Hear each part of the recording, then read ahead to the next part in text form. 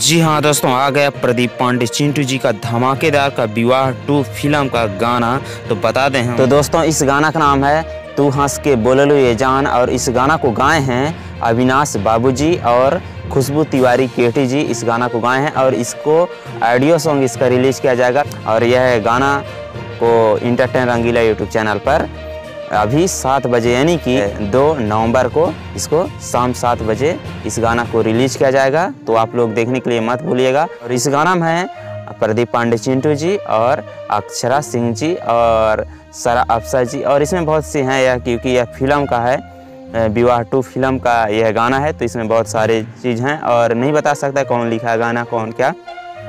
तो बाकी बस इसी तरह भोजपुरी न्यूज और भोजपुरी गाना का अपडेट पाने के लिए हमारे चैनल को अभी सब्सक्राइब करके साथ बेल आइकन घंटी जरूर दबा दीजिएगा, क्योंकि बेल आइकन घंटी नहीं दबाएंगे तो आपको तुरंत नोटिफिकेशन नहीं मिलेगा। और इसी वीडियो के नीचे हमारे डिस्क्रिप्शन में इंस्टाग्राम और फेसबुक का लिंक दिया गया है, आप वहाँ जाकर हमें फॉलो जरूर कर दीजिएगा। ठीक है, मिलते हैं अगली वीडियो में, तब तक अपना ख्याल रखिए।